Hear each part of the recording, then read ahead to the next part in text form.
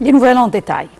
Le président Abdel Fattah el-Sisi a reçu le PDG du groupe grec Kopluzos de la production de l'énergie propre, Dimitris Kopluzos. Au cours de la réunion, le président el-Sisi a ordonné d'accélérer la coopération avec le groupe grec afin de mettre en œuvre les projets de production et de transfert vers l'énergie propre qui servent non seulement l'Égypte et la Grèce, mais le continent africain et européen.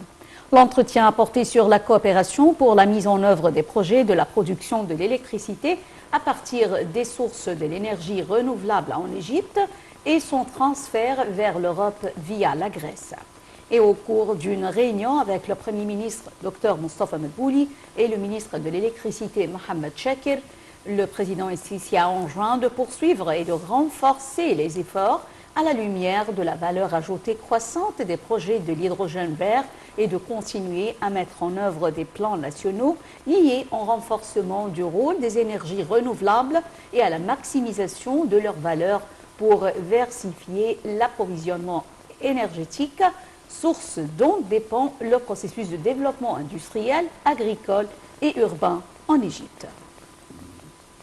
Et le président Abdel Fattah el-Sisi a reçu aujourd'hui une délégation des chefs du Conseil du Parlement arabe ainsi que les chefs des délégations participant à la 5e conférence du Parlement arabe. Le porte-parole de la présidence, le conseiller Ahmed Fahmi, a déclaré que le président el-Sisi a apprécié la décision du Parlement arabe de se focaliser lors de cette session sur la question de la sécurité alimentaire.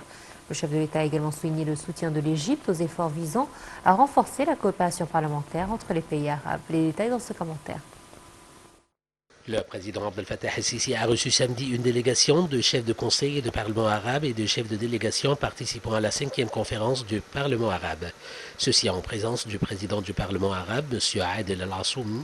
et du président du Parlement panafricain, le chef Sharoun Bira, et du côté égyptien, le président de la Chambre des représentants, Dr Hanafi El-Gebeli. Dans une déclaration du porte-parole de la présidence de la République, le conseiller Ahmed Fahmi, il a déclaré que le président avait souhaité la bienvenue au début de la réunion au chef des parlements arabes, soulignant le soutien de l'Égypte aux efforts visant à renforcer la communication et la coopération parlementaire entre les pays arabes, d'une manière qui contribue à l'échange d'expériences et qui fait avancer le processus d'intégration entre les pays arabes. Le président el-Sisi a également apprécié la décision du Parlement arabe de se focaliser lors de la présente session de la conférence sur la question de la sécurité alimentaire, dont l'importance ne cesse de croître à la lumière de la crise alimentaire globale que traverse le monde.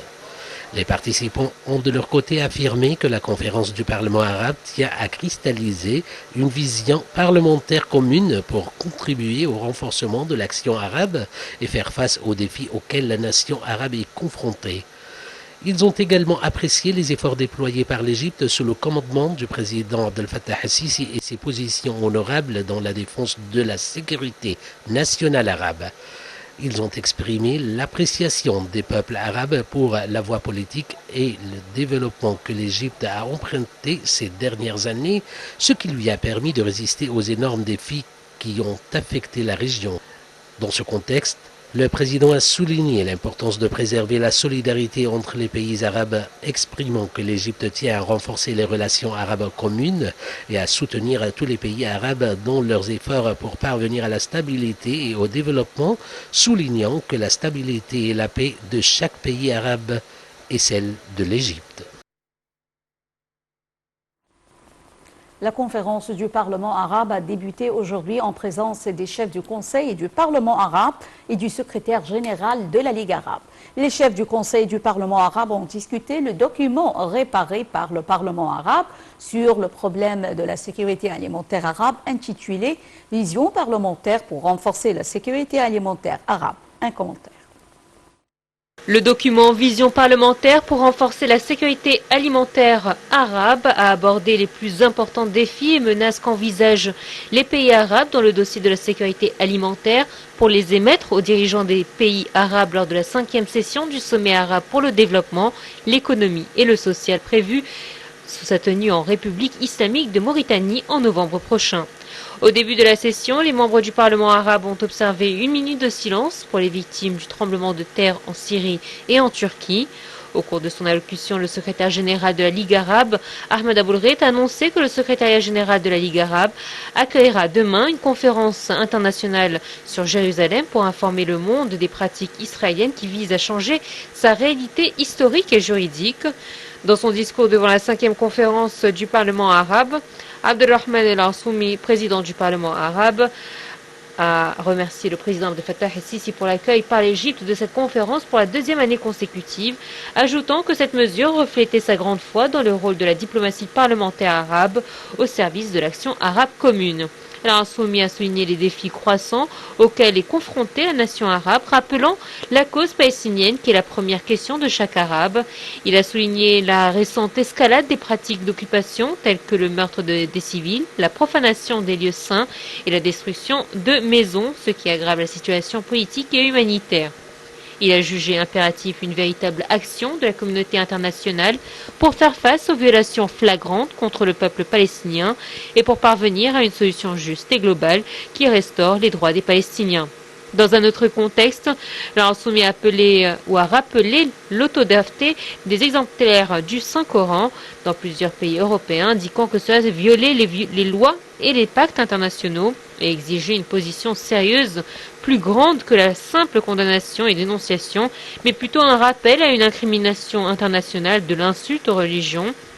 À cet égard, il a appelé à une action collective au niveau des parlements arabes, africains et islamiques pour adresser une recommandation à l'Assemblée générale de l'Union interparlementaire qui doit tenir sa prochaine réunion au Royaume du Bahreïn en mars prochain pour mettre en place un cadre juridique contraignant incriminant ces actes. Le Premier ministre, Dr Moustapha Madbouli, a effectué une tournée d'inspection à un certain nombre de projets industriels et immobiliers dans la ville du 6 octobre. Le Premier ministre a commencé la visite par la société égyptienne pour la production des batteries à lithium. Au cours de la tournée, le Premier ministre a apprécié ce projet conformément aux directives de l'État égyptien sur la transformation vers l'énergie propre et sur la réduction des émissions de carbone. Dr Madbouli a également inspecté la nouvelle ligne de production de la société Chipsy pour les industries alimentaires à l'usine du 6 octobre, affiliée au groupe des entreprises PepsiCo Égypte.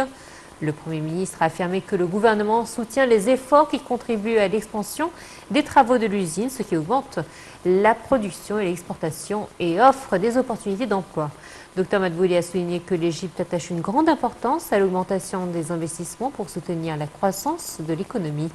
égyptienne. La 6e session de l'exposition internationale égyptienne du pétrole Égypse 2023 sera lancée demain sous les auspices du président Abdel Fattah el-Sisi en présence de tous les PDG du secteur de l'énergie, du pétrole et du gaz dans le monde, en plus d'un groupe de ministres de l'énergie et de représentants gouvernementaux. Le ministère du Pétrole a déclaré que les activités de la session en cours se tiendront du 13 au 15 février au Centre égyptien des conférences et des expositions internationales du Nouveau Caire. Le ministre du Pétrole, Tarek El Molla, a affirmé que l'exposition Égypte confirme sa forte présence année par année